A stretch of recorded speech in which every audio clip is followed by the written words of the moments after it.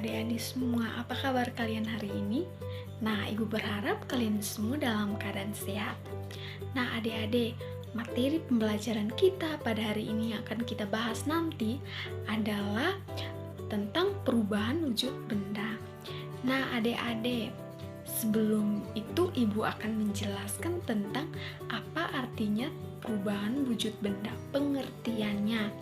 Nah, pengertiannya itu adalah perubahan wujud benda adalah suatu proses di mana perubahan wujud itu dari satu benda berubah wujud menjadi benda yang lain.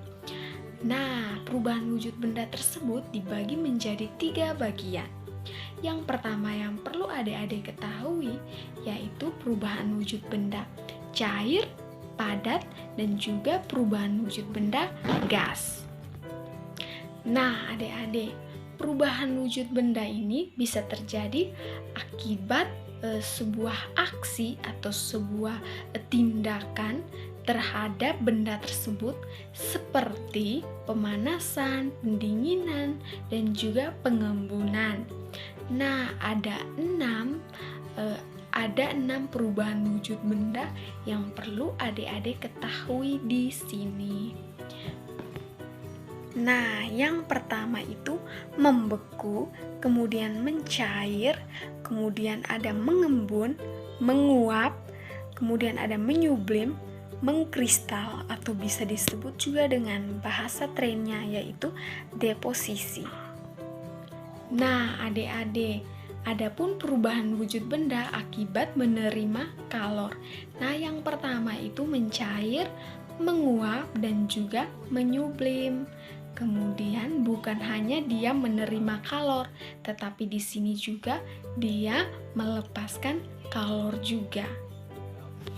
Nah, yang pertama itu membeku, mengembun, dan juga mengkristal. Nah, oke, baik adik-adik.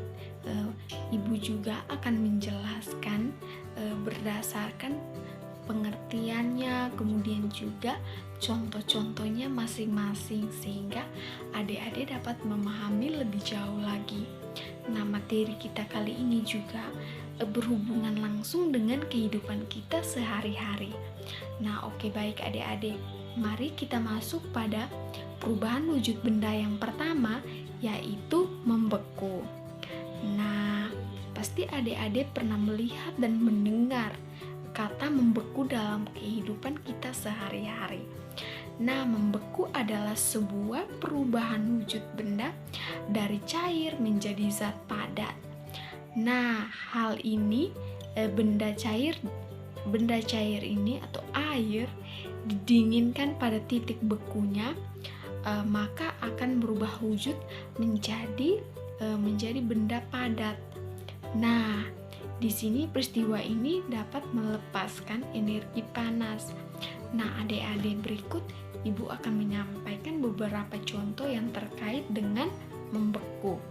Nah, yang pertama dapat kita ambil dalam contohnya yaitu es batu. Nah, es batu atau pertama itu air. Nah, air jika dibiarkan atau diletakkan pada freezer atau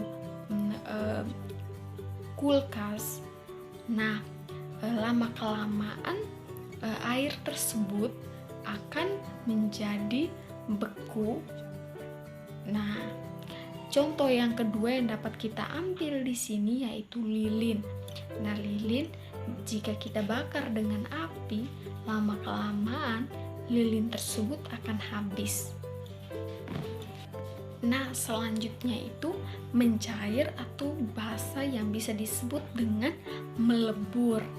Nah, melebur ini adalah sebuah perubahan wujud benda zat padat menjadi zat cair. Nah, dalam peristiwa ini memerlukan energi panas. Nah, Ibu akan memberikan beberapa contoh yang terkait dengan mencair tadi atau melebur. Nah, contoh yang pertama yang dapat kita ambil di sini es batu. Nah, es batu atau es krim jika dibiarkan di tempat yang terbuka, Nah, es batu atau es krim tadi lama-kelamaan dapat mencair dengan sendirinya. Kemudian contoh yang kedua yang dapat kita ambil di sini yaitu mentega. Nah, mentega jika dipanaskan di wajan dengan kompor yang menyala, nah lama-kelamaan mentega tadi yang dipanaskan akan mencair. Oke, baik. Contoh yang ketiga yaitu lilin. Nah, lilin tadi ketika kita bakar, nah lama-kelamaan lilin tadi yang awalnya masih dalam keadaan panjang ataupun membeku, lama-kelamaan seiring berjalannya waktu, lilin tadi tersebut akan mencair dengan sendirinya. Oke, baik. Perubahan wujud kita yang berikutnya itu adalah menguap. Oke, menguap di sini adalah perubahan wujud dari zat cair menjadi gas. Nah, dalam peristiwa ini zat memerlukan energi panas. Berikut ini adalah contoh-contohnya. Nah, contoh yang pertama yang kita ambil yaitu penguapan daripada pakaian basah yang dijemur pada terik matahari. Kemudian contoh yang kedua yang dapat kita ambil di sini yaitu bensin. Nah, adik-adik sudah lihat toh bensin. Nah, bensin ini jika dibiarkan di tempat yang terbuka atau dalam keadaan terbuka, nah bensin tadi lama-kelamaannya akan habis dan akan berubah menjadi gas. Nah, pasti adik-adik belum tahu. Nah, berarti ibu sudah menyampaikan ini, pasti adik-adik sudah mengetahui ya. Nah, berikut kita akan masuk pada perubahan wujud kita selanjutnya.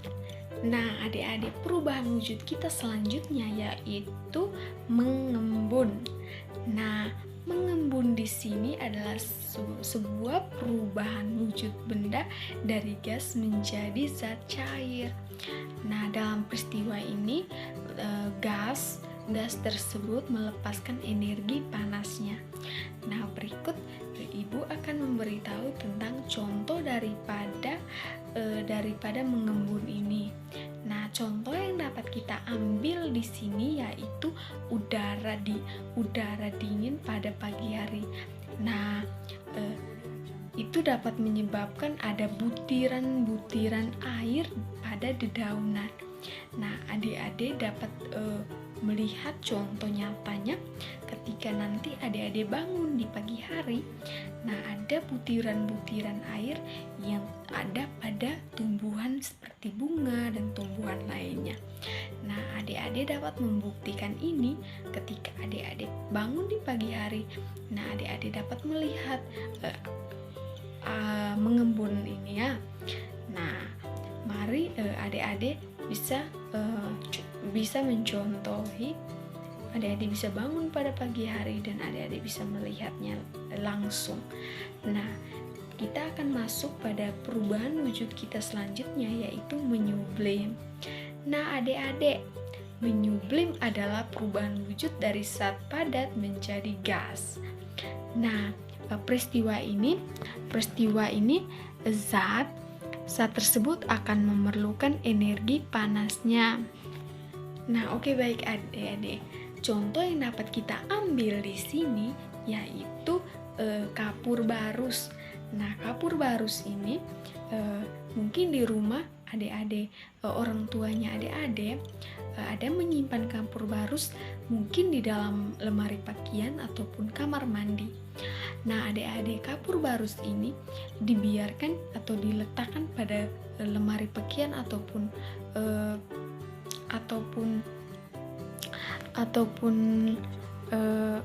WC ataupun kamar mandi. Nah, kapur barus ini lama-kelamaan nanti akan habis dengan sendirinya. Nah, kemudian perubahan wujud benda yang berikutnya yaitu mengkristal.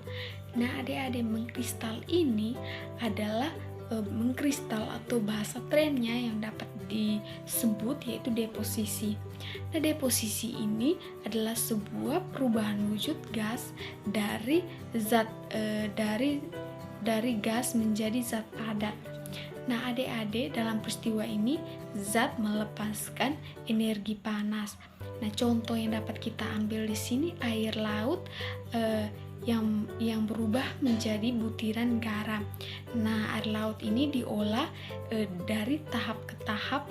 Nanti lama-kelamaan juga olahan daripada air laut tersebut akan berubah menjadi butiran-butiran garam yang setiap hari kita konsumsi. Nah, adik-adik, agar kita lebih memahami lagi tentang perubahan wujud benda tadi yang dikelompokkan menjadi 3, yaitu padat, cair, dan juga gas. Nah, ada juga peristiwa cair ke padat bisa disebut juga dengan membeku. Kemudian sebaliknya, peristiwa wujud padat ke cair bisa disebut juga dengan mencair. Kemudian perubahan zat cair ke gas bisa disebut juga dengan menguap, dan sebaliknya dari gas ke cair disebut juga dengan mengembun, dan perubahan wujud dari gas ke padat bisa disebut dengan menyublim, dan sesudah dan sebagainya. Nah, adik-adik, berarti dalam benaknya adik-adik sudah paham tentang apa itu perubahan wujud benda, kemudian contoh-contohnya. Nah, adik-adik, ibu ambil contoh-contohnya ini tidak jauh dari kehidupannya adik-adik.